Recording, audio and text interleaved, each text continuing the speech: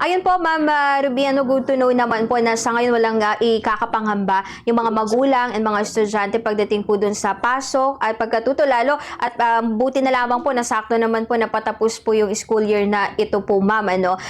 Dahil papalapit na rin yung pagtatapos ng school year na to, Ma'am Ruby, may mga or naisin bang ipanawagan na mga adjustments kung sakali po nitong mga papalapit po na, of course, pagsasagawa po ng mga graduation and mga ceremonies po, Ma'am?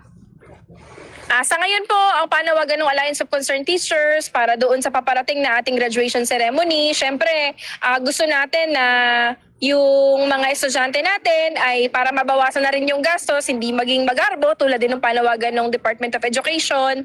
At sa pagtatapos din ng klase, dapat sana ay ma-assess yung mga practices na natutunan natin sa isang school year na ito. Kasi ang nakikita namin, Bombo Maria, yung Department of Education, maraming mga panukala ngayon na hindi nakukonsulta yung ating mga guro, kahit yung ating mga estudyante at magulang. Halimbawa, yung sinasabi nga na magiging 3 grading period na lang, yung ating magiging klase next year, yung full implementation noong strengthened senior high school curriculum, at kahit itong pinapanukala nila na magiging 4 na araw na nga lang yung pasok bilang tugon doon sa congestion ng klase. Iba naman po ito, hindi naman ito dahil sa pagtitipid ng enerhiya. Ito naman ay tugon din daw, isa sa mga inaaral na tugon para doon sa classroom congestion. Na sa amin, pinakamahalaga po dyan ay yung konsultasyon. Kaya din po, nanawagan kami sa Department of Education na konsultahin yung ating mga guro, magulang at estudyante bago magpanukala ng mga batas. Okay. Yung binabanggit niyo po bang yun, Ma'am Ruby, yun yung 4+1 blended learning po na model po na kamakailang pinag-aaralan, Ma'am? Yes, opo. Ito po yung 4+1 blended learning na para sa amin talagang tunog instant, para itong instant at band-aid solution lamang para sa atin, Kasi, ayaw natin na ito na yung ma-institutionalize dun sa ating mga eskwelahan gaya ng nangyari doon sa mga college at mga universities natin, Gusto natin na hindi naman tayo talaga totally ayaw, sa blended learning bilang option.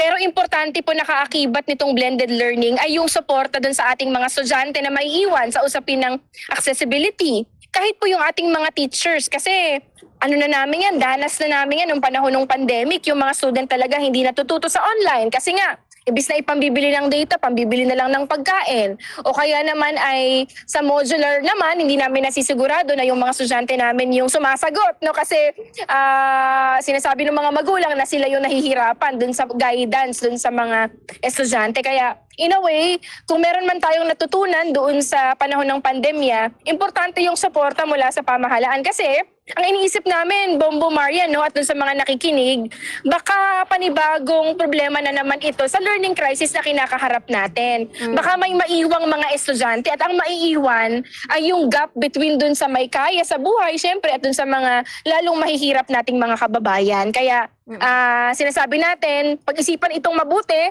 at syempre, nananawagan kami na kung ipapatupad ito, suportahan ang mga estudyanteng nangangailangan. Yes po. At di ba, Ma'am, ayun din, isa pa doon, halos balik nga lang ulit doon sa normal po na transition nung typical na school year po sa mga paaralan at parang kaka-adjust pa nga lang po doon ng mga estudyante and teachers po. Opo, tama po kayo dyan. Kumbaga, ngayon pa nga lang tayo nakapagsisimula ng 100% face-to-face classes at nakita na nga natin yung epekto mga nakaraang taon.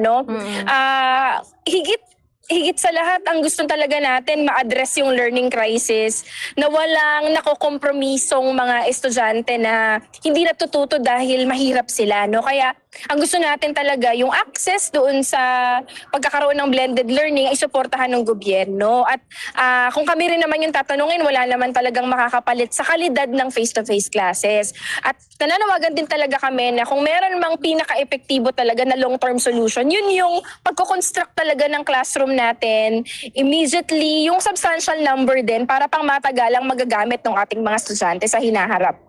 Okay po. Ayun ma'am, balik naman po tayo dun sa binanggit nyo kanina, ano, dito nga, maaring maging epekto naman po nitong krisis na nararanasan sa ngayon. Kasi sa sektor po ng transportasyon, ma'am, ano, may pangako po na fuel subsidy and some other sector din, may hugutin na pondo from our government para maibigay dun sa mga specific sector na affected. Sa sektor po ng edukasyon, ma'am, meron bang, ayun po, siguradong aasahan na kung ano man pong tawag, ayuda ba yan, mga subsidiya for teachers or mga teaching staff na matatanggap dito sa, in particular, crisis po sa ngayon na na-experience natin, ma'am? Sa ngayon talaga ang panawagan namin, meron kasing 43 billion na tinanggal, ni Vito yan, no, from the unprogrammed funds, no? Vinito ni Pangulong Marcos yan doon sa pagpirma yan ng 2026 budget. Nananawagan kami na ibalik yung 43 billion na ito at ilagay doon sa pagdadagdag doon sa aming economic relief allowance. Malaking tulong sana ito para doon sa ating mga guro at mga ni sa gobyerno kasi makakatulong yan dun sa panahon na talagang wala na kaming mahugot, no, dun sa aming sahod. Kasi para din po sa mga nakikinig, alam niyo po, siyam sa bawat 10 guro hindi nakakatungtong sa living wage yung sahod. Baon sa utang, kaya talagang apektado rin itong crisis natin tulad po ng mga mamamayan. Kaya yun po yung aming panawagan, pataasin kagyat urgently yung aming personal economic relief allowance. At tuloy-tuloy po yung panawagan ng Alliance of Concerned Teachers para sa disente at nakabubuhay na sahod. Pagdadagdag dun sa aming personal economic relief allowance, gawing 5,000. At syempre, katulad ng mamamayang Pilipino, nananawagan din kami sa aksyon ng gobyerno na tanggalin yung lahat ng mga patong-patong na taxes, buwis sa mamamayan para makaagapay sa krisis na kinakaharap natin dulot ng digmaang nagaganap sa West Asia ngayon. Katulad po ninyo, kasama niyo po yung mga teachers na nananawagan para sa kaalwanan, no, ng buhay ngayong krisis na ito.